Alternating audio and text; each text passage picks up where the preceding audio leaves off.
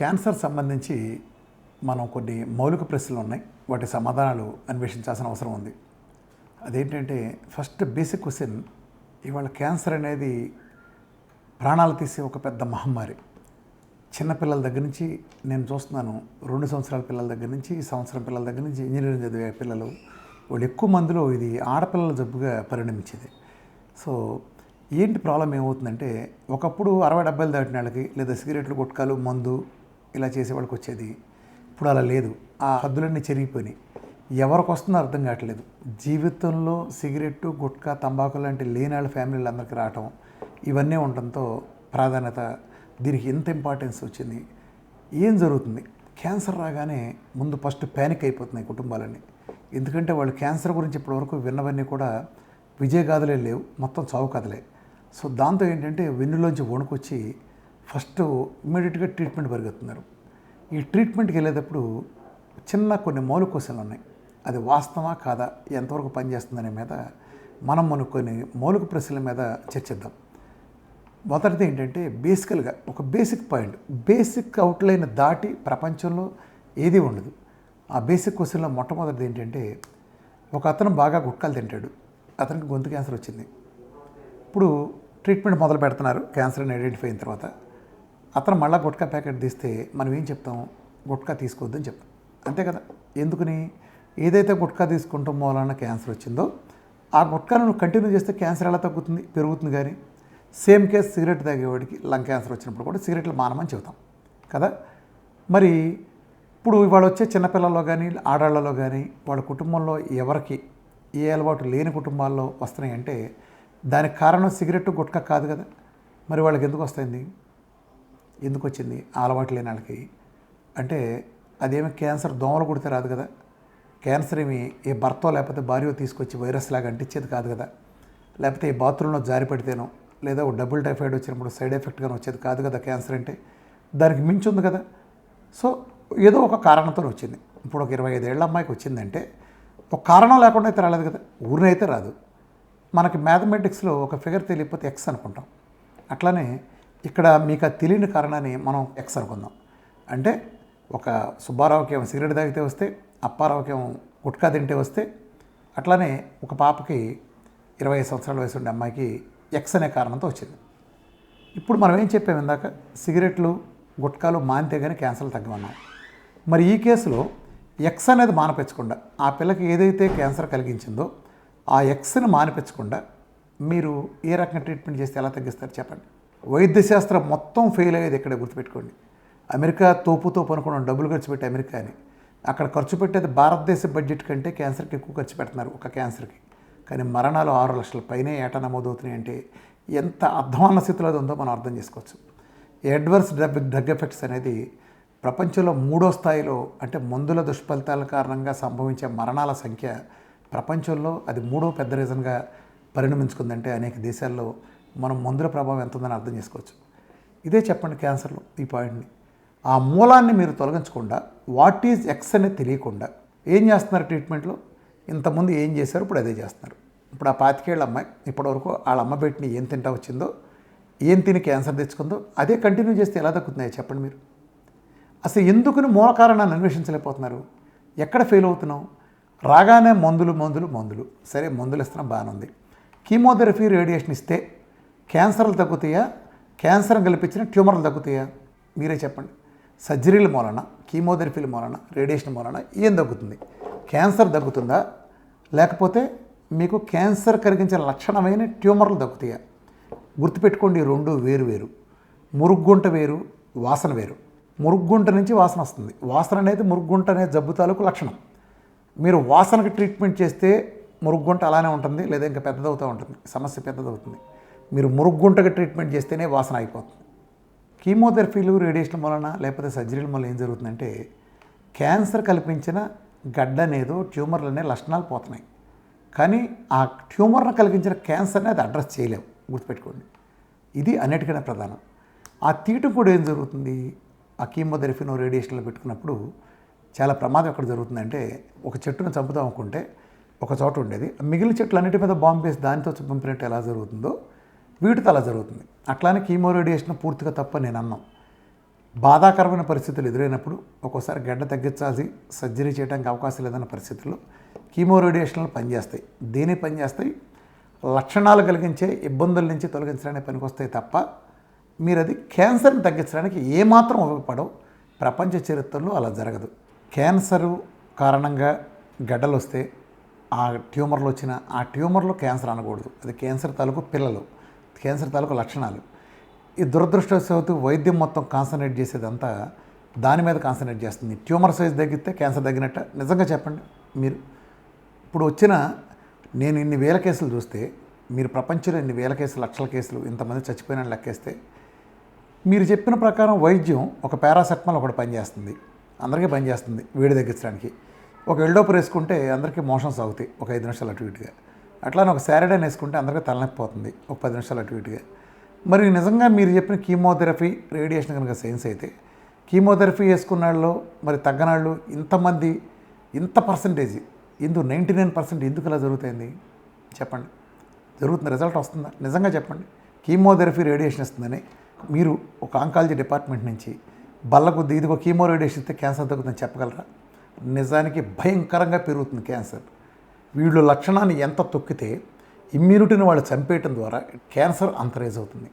Plus దాంతోపాటు ఆ glucose పెట్టడం, ఇది పూర్తి అశాస్త్రీయం. ఇలాంటి కారణాల చేత చాలా తప్పులు జరుగుతున్నాయి దురదృష్టవశాత్తు. అంటే ప్రోటోకాల్ రూపంలో ఇంటర్నేషనల్గా ఎక్కడా మనాలి చేసేది కాదు, ప్రపంచవ్యాప్తంగా ఇదే జరుగుతుంది. దాంట్లో ఇంకోటి ఏంటంటే క్యాన్సర్ వచ్చిన వాళ్ళు చాలా హింసకు గురవుతున్నారు. ఒకటే ఒక అడ్వాంటేజ్, క్యాన్సర్ పేషెంట్ వీడు కర్మగాలు రేపు చచ్చిపోయినాక నరకానికి వెళ్తే అతన్ని హింసిస్తూ ఉంటారు కదా నరకంలో, ఈ ఆయిల్ క్యాన్సర్ లాంటివో లేదా ఇంకోటి ఫ్రై చేయటం లాంటివి. అప్పుడు హ్యాపీగా ఉంటాడు నవ్వుకుంటా. ఏంటంటే అంటే మేము భూలోకంలో ఎంతకంటే భారీ హింసలు మేము ఈ రేడియేషన్ కీమోల ద్వారా మేము తీసుకున్నాం, మమ్మల్ని ఏం చేయమని. ఇప్పుడు వాళ్ళు కూడా దాంతో ఆలోచన మొదలు పెడుతున్నారంట. ఆయిల్ ఇవన్నీ బోడు కొనడానికి చాలా ఖర్చు అవుతుంది ఈ మనుషుల్ని ఎంచడానికి, ఇలా కాకుండా కీమోలు రేడియేషన్ కొంచెం లో కాస్ట్లో తెచ్చేసేద్దామని. అలా జరుగుతాయని ఎంత దారుణంగా చిన్నపిల్లల దగ్గర నుంచి ఆ కీమోలు రేడియేషన్ మన నెత్తి మీద జుట్టు ఊడిపోయి జీవచ్ఛవాలా మిగిలిపోయి వాళ్ళు ఎలా ఫైట్ చేస్తారయ్యా చెప్పండి? మీరు చెప్పండి. ఒక బలంగా దృఢంగా ఉండే ఒక 30 ఏళ్ళ యువకుడికి 4-5 కీమోలో లేదా 10 కీమోలో రేడియేషన్ తగిలిస్తే కానీ నెత్తి మీద జుట్టు ఊడిపోయి వీల్ చైర్లో వస్తున్నాడంటే, అంతకుముందు దృఢంగా బలంగా ఉన్న కుర్రాడు రోగంతో ఫైట్ చేస్తాడా? నెత్తి మీద బొచ్చు ఊడిపోయిన వాడు ఫైట్ చేస్తాడా? అలా జీవోత్సవంలాగా మార్చింది ఎవరు? మన ట్రీట్మెంట్. అలాంటి ట్రీట్మెంట్తో జబ్బులు ఎలా తగ్గుతాయి? ఒక వైద్యానికి వెళ్ళిన తర్వాత రోజు రోజుకి మెరుగుపడుతుంది కదా. కానీ ఇదేంటి, క్యాన్సర్ హాస్పిటల్కి వచ్చినాడు పుల్లాగా వెళ్తాడు, 10 కీమోలు పడగానే కుక్కపిల్లలాగా వీల్ చైర్లో వచ్చేంత స్టేజ్ ఎందుకు జరుగుతుంది? అందరికీ ఎందుకు జరుగుతుంది? ఆ హింస ఏంటి? పోనీ ప్రాక్టికల్గా ఉన్న రిజల్ట్ ఉందా? రుజువు ఉందా ఎక్కడన్నా? ఏమీ లేదు. ట్యూమర్లు తగ్గారంటారేంటి? పలానా సైజు తగ్గాలంటే ట్యూమర్కి కీమోలు ఇవ్వాలి. ట్యూమర్ తగ్గితే క్యాన్సర్ తగ్గినట్టు కాదు కదా. ఇంకో 100 పుడతాయి, ఇంకో ఆర్గాన్లు పుడతాయి. మీరు ఒక ఆర్గాన్ నరుకుతారు, ఇంకో ఆర్గాన్ వస్తాయి. అంటే నేను తప్పు చేస్తానంటే మీకు వచ్చిన అదే చేస్తాను. ఎవరో తప్పు చేయట్టు. ఇక్కడ అసలు తప్పుల సమస్య కాదు, డాక్టర్ల చేతిలో కాదు. పైన కూర్చున్న గైడ్లైన్స్లో క్యాన్సర్కి డ్రగ్లు అమ్మే కొద్దిపాటి వేళ మొదటి కంపెనీల ఓనర్లు వీళ్ళు క్యాన్సర్కి సరైన వైద్యం బయటపెడితే వాళ్ళ మందుల వ్యాపారం పోతుంది.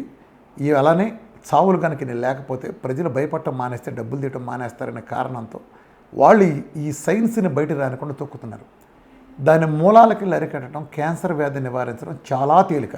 మొదట దాని క్యాన్సర్ ఎందుకు వచ్చిందో అర్థం చేసుకుని ఆ క్యాన్సర్ కలిగించే పరిస్థితుల్ని వైదొలగించడం ద్వారా, ఇందాక నేను మీకు చెప్పినట్టు ఎక్స్ అనే కారణంతో సిగరెట్ మానిపించారు, గుట్కా మానిపించారు. ఎక్స్ అనే కారణం మానిపిస్తే సగం క్యాన్సర్ తగ్గుతుంది. అలానే మంచి ఆహారం ఇవ్వటం ద్వారా, సెల్ని కరెక్ట్ చేయడం ద్వారా మన ఓన్ ఇమ్యూనిటీని మనం పెంపు చేసి అలా ఎదుర్కొనేట్టు చేయగలం తప్ప ఇలా మందులు అసలు ఏం కనిపెట్టారు, ఎలా కనిపెట్టారు? ఆ ఇమ్యూనోథెరపీలు ఇచ్చేది ఏమన్నా ఇమ్యూనోథెరపీ ఏంటి? నా డైటే బెస్ట్ ఇమ్యూనోథెరపీ ప్రపంచంలో. చైనా ప్రభుత్వం గౌరవించిన ఇక్కడ ఇంతమందికి నేను తగ్గించగలిగిన ఇమ్యూనిటీ కారణం. ఇమ్యూనిటీ సహజంగా పెరగాలి, కానీ మీరు స్టెరాయిడ్ మందులు ఇచ్చి ఇమ్యూనిటీని ఎలా పెంచుతారండి? స్టెరాయిడ్ మందులు ఇమ్యూనిటీని చంపేస్తాయి. మళ్ళీ దానికి మీరు మినరల్ అంటారు. మనం అంటాం మినరల్ వాటర్ అని. మినరల్ వాటర్ అంటే ఏంటి? మినరల్ లేనిది. నిజానికి మినరల్ లెస్ వాటర్ అనాలి. అలానే అయిపోయింది ఇమ్యూనోథెరపీలు కానీ ఎలా పనిచేస్తాయి? నిజంగా ఇమ్యూనోథెరపీ గొప్పది, ఏదో అద్భుతమైన ఆవిష్కరణ అంటే దయచేసి కీమోథెరపీలు రేడియేషన్ క్యాన్సిల్ చేయించి అందరికి ఇమ్యూనిటీ పెట్టండి, దరిద్రం వదిలిపోతుంది. ఎందుకు ఒక వ్యక్తి రాగానే అన్ని ప్రోటోకాల్లు చేస్తున్నారు? డైరెక్ట్ ఇమ్యూనోథెరపీ గొప్పదైతే అదే చేయొచ్చు కదా. 2 రకాల దోపిడీలు జరుగుతున్నాయి. ఒకటి, ఆ మనిషి బతికుండగానే 10 ఏళ్ళు ప్రశాంతంగా బతికుండగలిగేవాడిని 1 సంవత్సరం 2 సంవత్సరాల చిత్రహింసలు పెట్టి ఎందుకు మనిషి జన్మెత్తామా అనుకునే ఫీలింగ్ కలగజేసి అతని చిత్రహింసలు పెట్టి అతను చావు గురి చేయటం ఒకటి ఎక్కువ మందిలో. రెండోది ఆర్థిక పరంగా 4-5 తరాలకు సరిపడా దోపిడీ జరుగుతుంది. ఒక పెద్ద వ్యవస్థ ప్రపంచవ్యాప్తంగా ఉంది. ఇక్కడ కాదు, అది అంతా అమెరికా. అమెరికాతో పోలిస్తే ఇండియాలో ట్రీట్మెంట్ దగ్గర నుంచి 100 రెట్లు లేవు. అమెరికాలో డెత్ రేట్ కూడా మీరు కంపేర్ చేసుకోండి ఎంత ఘోరంగా ఉంటుందో క్యాన్సర్ ట్రీట్మెంట్లో. ఆధునికమైన ఎక్కడైతే వైద్యశాస్త్రం ప్రబలంగా ఎక్కడ ఉంటుందో మరణాలు కూడా అక్కడే ఎక్కువ ఉంటాయి. గుర్తుపెట్టుకోండి, కరోనాకి వ్యాక్సిన్లు ఎక్కడ ఏ దేశంలో ఎక్కువ ఉంటాయో ఆ దేశంలోనే రోజుకి 20 లక్షల కేసులు వస్తాయి. ఎక్కడైతే ఎక్కువ ఉంటాయో చూడండి. అంటే ఎక్కడ జరుగుతుంది పొరపాటు. మీరు ఎవరి చెవుల్లో పూలు పెట్టి ఇదే శాస్త్రం, మేము 200 మందికి ఆపరేషన్ చేస్తే 200 మంది చచ్చారు కాబట్టి ఇదే ప్రోటోకాల్, ఎవరి చెవుల్లో పూలు పెడతారా మీరు బుకాయించినట్టు?